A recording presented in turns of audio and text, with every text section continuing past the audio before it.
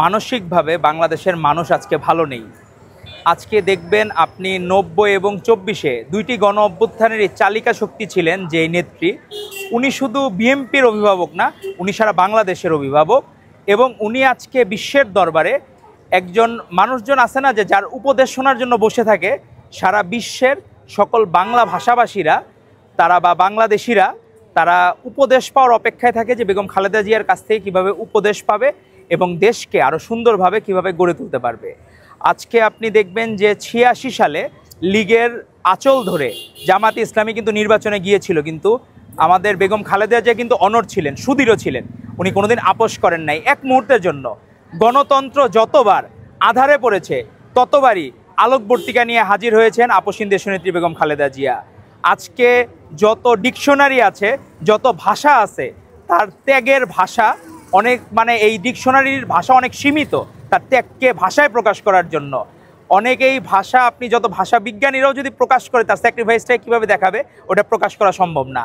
আরেকটি আমরা দেখতেছি যে আমাদের ভারপ্রাপ্ত চেয়ারম্যান জনাব তারেক রহমানের বিষয় নিয়ে অনেক কথাবার্তা বলেন। আমার মনে হয় কিছু মূর্খ মানুষজন ছাড়া এই ব্যাপারে, কারণ আবেগের থেকে এই দেশের নেতার প্রয়োজন এই মুহূর্তে। শহীদ রাষ্ট্রপতি জিয়াউর রহমান বীরুত্তম যেরকম বাংলাদেশে আলোকবর্তিকা হয়ে এসেছিলেন, পরবর্তীতে বেগম খালেদা জিয়া, তারেক রহমানও বাংলাদেশের জন্য আশীর্বাদ। কারণ আপনি ১৯৯১ সালে দেখবেন ইন্ডিয়াতে রাজীব গান্ধী, উনি কিন্তু অ্যাসাসিন হয়েছিলেন নির্বাচনী প্রচারণায়। ২০০৭ সালে বেনজির ভুট্টো, উনিও কিন্তু অ্যাসাসিন হয়েছিলেন তার নির্বাচনী প্রচারণায়। প্রত্যেকটা ইস্যু কিন্তু এই সাবকন্টিনেন্টের রাজনীতি আমার মনে রাখতে হবে। এখানে আবেগের থেকে বাস্তবতাকে বিবেচনা করতে হবে যে তারেক রহমানের থেকে বাংলাদেশকে তো আর কেউ বেশি ভালোবাসার প্রশ্ন ওঠে না। তারা যদি মনে করতো ২০০৬ সালে যখন অন-11 গভর্নমেন্ট আসলো, পরবর্তীতে কেউ কিন্তু পালায়া যান নাই। জিয়া পরিবার কোনো দিন বাংলাদেশের একটা নাগরিককে বা একটা জনগণকে ফেলে রেখে এক মুহূর্তের জন্য পালায়া যান নাই।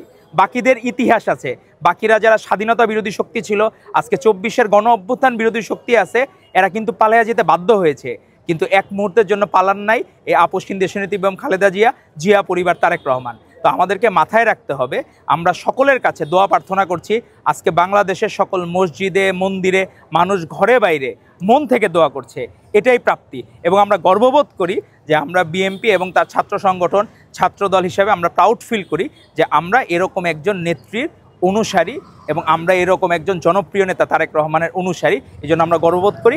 আজকে আমরা এই যে অনুষ্ঠানটি আয়োজন করেছে দোয়া মাহফিলটি, বাংলাদেশ মেডিকেল বিশ্ববিদ্যালয়, এই জায়গাটিও কিন্তু বেগম খালেদা জিয়ার স্মৃতি বিজড়িত।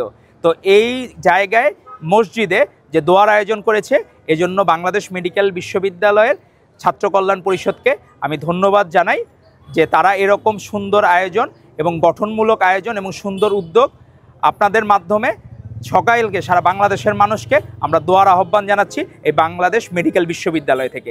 ধন্যবাদ আপনাদেরকে।